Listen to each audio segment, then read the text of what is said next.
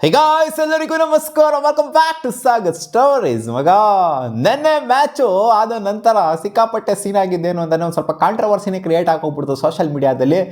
R C B ಏಟ್ರಸ್ ಇರ್ತಾರಲ್ಲಪ್ಪ, ಮಾಡೋಕ್ಕೆ ಬೇರೆ ಕೆಲಸ ಇಲ್ದಿರೋರು. ಆರ್ ಸಿ ಬಿ ಗೆಲ್ತಾ ಇದ್ದಂಗೆ ಲಾಸ್ಟ್ ಬಾಲಲ್ಲಿ ಏನಾಯಿತು ಅಂದರೆ 4 ಹೊಡೆದ ರಾಧಾ ಯಾದವ್ ಅವರು ಬೌಂಡ್ರಿ ಹೊಡೆದ್ಬಿಟ್ಟು ಮ್ಯಾಚ್ನ ಫಿನಿಶ್ ಮಾಡಿದ್ರು.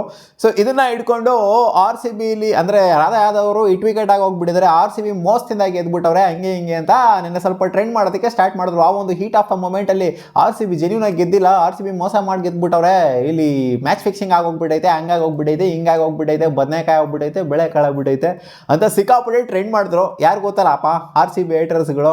ಸೊ ಸೀನ್ ಏನಾಗಿದೆ ಅಂತಂದರೆ, ಸೊ ಕ್ಲಾರಿಟಿ ಎಲ್ಲರಿಗೂ ಗೊತ್ತು ಏನಾಗಿದೆ ಅಂತ. ಬಿಹೈಂಡ್ ದ ವಿಕೆಟ್ಸ್ ನೋಡ್ತು ಅಂತಂದರೆ ಲೀ ಅವ್ರು ಏನಿದ್ದಾರೆ ಅವರು ಗಾಂಡ್ ಗಾಬರಿ ಆಗ್ಬಿಟ್ಟು 4 ಹೋಗ್ತಾ ಇರೋದನ್ನ ನೋಡ್ಬಿಟ್ಟು ಅದಕ್ಕಿಂತ ಮುಂಚೆನೇ, ಇನ್ಫ್ಯಾಕ್ಟ್ ಬಾಲ್ನ ಟಚ್ ಮಾಡೋಕ್ಕಿಂತ ಮುಂಚೆನೇ ಇವರು ಹಿಂದಗಡೆ ಬೇಸ್ನ ಎಗರಿಸ್ಬಿಟ್ಟಿದ್ದಾರೆ.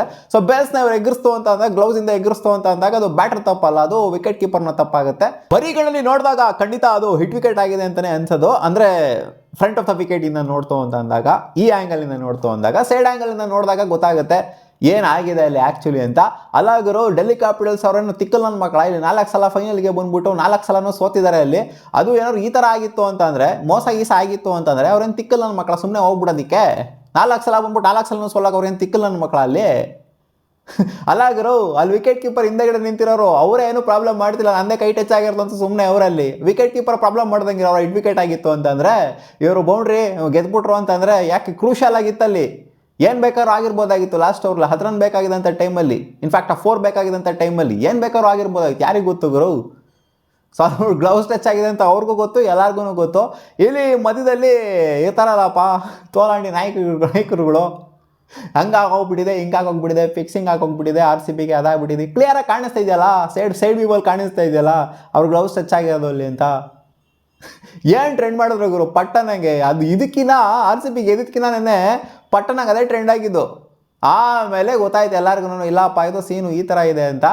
ಇವಾಗ ಸುಮ್ಮನೆ ಆಗಿದ್ದಾರೆ, ಸೈಲೆಂಟ್ ಆಗಿದ್ದಾರೆ. ಸೈಡ್ ವ್ಯೂ ಯಾವಾಗ ಈಚೆ ಕಡೆ ಬಂತೋ ಆಮೇಲೆ ಸೈಲೆಂಟ್ ಆದರು. ಏನು ಗುರು ಯಾರು ಮಾತಾಡ್ತಾನೆ ಇಲ್ಲ, ಈ ಥರ ಆಗೋಗ್ಬಿಟ್ಟೈತೆ, ಹಿಟ್ ವಿಕೆಟ್ ಆದ್ರೂ ಕೂಡ ಅಲ್ಲಿ ಬೇಲ್ಸ್ ಬಿದ್ರೂ ಕೂಡ ಇಲ್ಲಿ ಏನೋ ಮಾತಾಡ್ತಾನೆ ಇಲ್ಲ, ಥರ್ಡ್ ಅಂಪೈರು ಮಾತಾಡ್ತಿಲ್ಲ, ಯಾರು ಏನೂ ಮಾತಾಡ್ತಾನೆ ಇಲ್ಲ, ಏನಿದು ಕತೆ ಅನ್ನೋ ಥರ ಟ್ರೆಂಡ್ ಮಾಡಿಬಿಟ್ಟಿದ್ರು. ನಾನು ಅದನ್ನು ನೋಡ್ಬಿಟ್ಟು ಎಷ್ಟು ಚೀಪ್ ಅನ್ನಿಸ್ತು ಅಂದರೆ, ಥೋ ನಿಮ್ಮ ಈ ಥರ ಎಲ್ಲ ಇರ್ತಾರೆ ನೀ ಆ ಜನ ಅಂತ ಅನ್ನಿಸ್ಬಿಡ್ತು ಮಗ.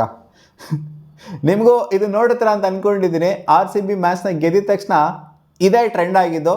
R C B hit wicket ಆಗೋಗ್ಬಿಟ್ಟಿದ್ದಾರೆ, ರಾಧಾ ಯಾದವ್ ಹಿಟ್ ವಿಕೆಟ್ ಆಗೋಗ್ಬಿಟ್ಟಿದ್ದಾರೆ. ಅದು ಬೌಂಡ್ರಿ ಅಲ್ಲ, ಆರ್ ಸಿ ಬಿ ಫಿಕ್ಸಿಂಗ್ ಮಾಡ್ಕೊಂಡು ಗೆದ್ಬಿಟ್ಟಿದ್ದಾರೆ, ಅದು ಇದು ಅಂತೆಲ್ಲ. ಅಲಾಗರು ಫಿಕ್ಸಿಂಗ್ ಮಾಡ್ಕೊಂಡು ಗೆಲ್ಲೋ ಅಂತ ಮಕ್ಕಳೇ ಅಲ್ಲ ನಾವಲ್ಲಿ. 18 ವರ್ಷ ಟ್ರೋಫಿನೇ ಗೆದ್ದಿಲ್ಲ, ಫಿಕ್ಸಿಂಗ್ ಮಾಡ್ಕೊಂಡು ಗೆಲ್ಲಂಗಿದ್ರೆ ಯಾವಾಗಲೂ ಗೆದ್ಬೋದಾಗಿತ್ತು ನಾವು. ಏನು ಗುರು ಜನ ಏನು ಹೇಳಬೇಕು ನನಗೆ ಗೊತ್ತಾಗ್ತಿಲ್ಲ. ನೀವು ಕಾಮೆಂಟ್ ಸೆಕ್ಷನಲ್ಲಿ ಹಾಕಿ ಇದನ್ನು ಟ್ರೆಂಡ್ ಮಾಡಿದ್ರಲ್ಲ ಹಿಟ್ ವಿಕೆಟ್ ಅಂತ, ಅವ್ರಿಗೆ ನೀವೇನು ಹೇಳ್ತೀರಾ ಅಂತ. ಮತ್ತೆ ಸಿಗುವ ಮುಂದಿನ ವಿಡಿಯೋದಲ್ಲಿ.